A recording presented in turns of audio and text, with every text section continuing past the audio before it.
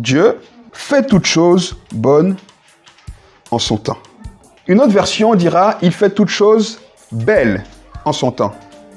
Il y en a une qui dit que Dieu a établi pour chaque événement le moment qui convient.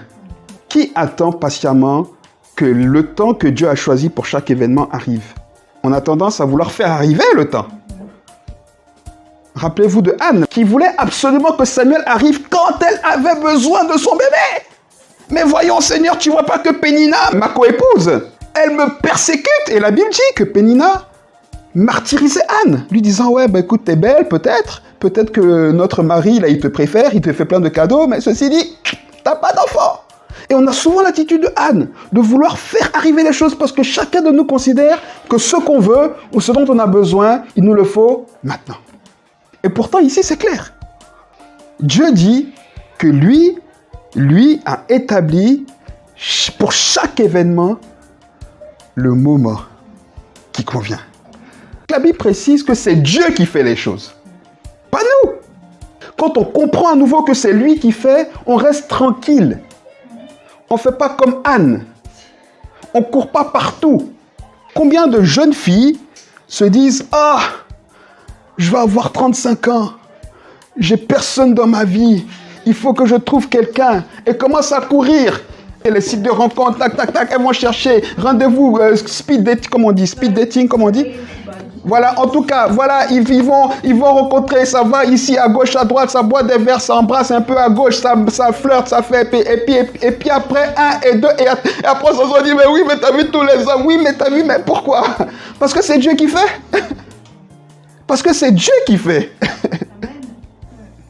Combien de personnes cherchent un boulot, se lèvent, mais il faut que je trouve du boulot, vont chercher partout, Pôle emploi, tac, tac, tac, regardez des choses qui ne nous correspondent même pas, qui courent, je fais un essai ici, et puis je vais là-bas, et puis c'est des de 3 mois, et puis c'est des de 6 mois, et puis je suis épuisé, et puis ce boulot-là, mon patron me mal, et puis ça va pas, je suis pas content, et puis on est découragé, on est déprimé, et puis... Pourquoi? Parce que c'est Dieu qui fait. Parce que c'est Dieu qui fait. Il fait toutes choses bonnes.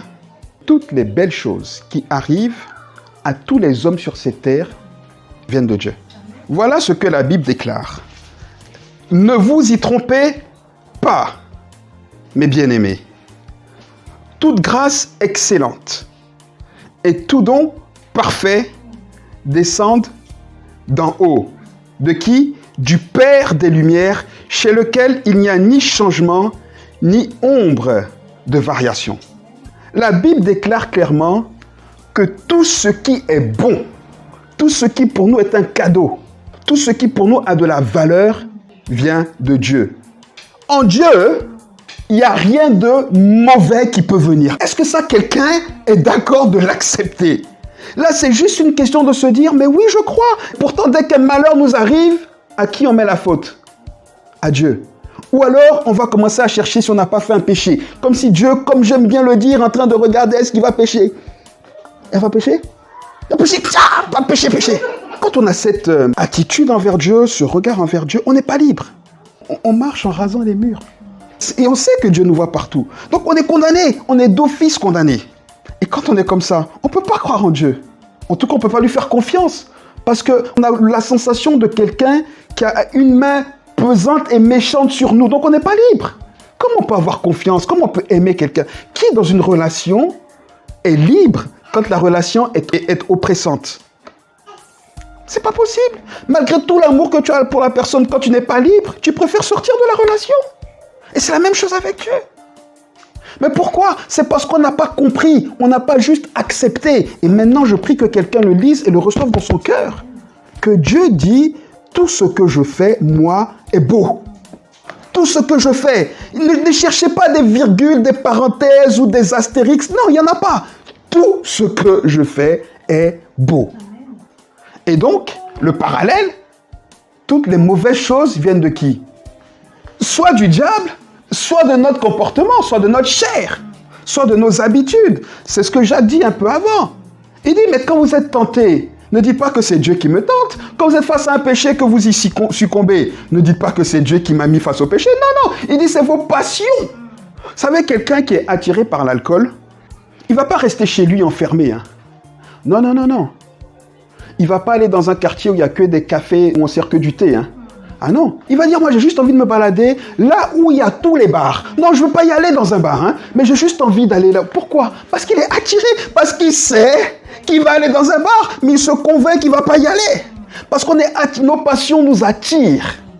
Mais tu passes devant le bar, tu te retrouves saoulé après, tu vas dire, mais Seigneur, pourquoi tu m'as laissé aller devant le bar? Ah bon? Et là, le diable n'a rien à voir. Le diable t'a pas tiré par les oreilles, va dans le bar. Non. Tu étais assis ou assise chez toi. Peut-être tu regardais un film, peut-être tu as eu une pensée, peu importe, et puis tu t'es vu en train de boire un verre, tu t'es dit, waouh, j'ai envie de ça. Le diable n'a rien à voir. Plutôt que de t'enfermer, de mettre les clés d'un endroit, tu dis, non, non, non, non, ou aller prier, ou aller, peu importe. Qu'est-ce que tu fais? Tu t'habilles, tu vas aller dans le coin, il y a les bars. Juste pour montrer que toi, tu résistes. J'ai envie, mais je ne vais pas y aller. Oh, mais je sais pas, j'ai fait un tour, tu sais, j'ai pas envie, j'ai fait. Et puis après. Donc, toutes les mauvaises choses qui viennent dans nos vies viennent soit du diable, évidemment, parce que n'oublions pas que le diable, il rôde comme un lion qui est prêt à rugir pour nous manger. Ça, c'est une réalité. Et de la même manière, comme on a pris de bonnes habitudes quand on n'était pas croyant, eh ben notre corps, il réclame les habitudes qu'on lui a données, hein. Il dit, mais avant, tu ne voyais pas comme on était bien. Quand on faisait ça, ça nous faisait du bien. Tout le monde était d'accord. Moi, j'étais d'accord, ton esprit était d'accord, ton âme était d'accord. Et donc, forcément, qu'est-ce qu'on dit? On dit, oui, c'est vrai. Hein. C'est vrai. Hein. Je vais lui donner un peu de ça. Je vais lui donner un peu de ça. Donc, voilà, attention. Je le dis pour que chacun comprenne définitivement que toutes les belles choses qui nous arrivent viennent de Dieu. Pour que chacun ait la foi que quand il est en relation avec Dieu, Dieu veut lui donner que de belles choses. Dieu est prêt à nous donner de bonnes choses. On vient de dire ici que c'est Dieu qui fait toutes les bonnes choses. J'ai souligné qu'il fait les bonnes choses pour les méchants comme pour les justes. La Bible dit, il fait pleuvoir aussi bien sur le juste que sur l'injuste, sur le bon que sur le méchant. Donc ça veut dire que si sur une terre, il y a deux fermiers, il y a un qui est chrétien, il y a un qui n'est pas chrétien, qui jure, qui maudit Dieu et tout ce que vous voulez, il va pleuvoir aussi bien sur le champ du chrétien que sur le champ du méchant. Et les deux terres vont donner. Et ça, c'est Dieu qui fait ça. Ok, maintenant, nous, les chrétiens, on n'a pas la foi d'un Dieu comme ça pour qu'il nous donne de bonnes choses. Dites-moi.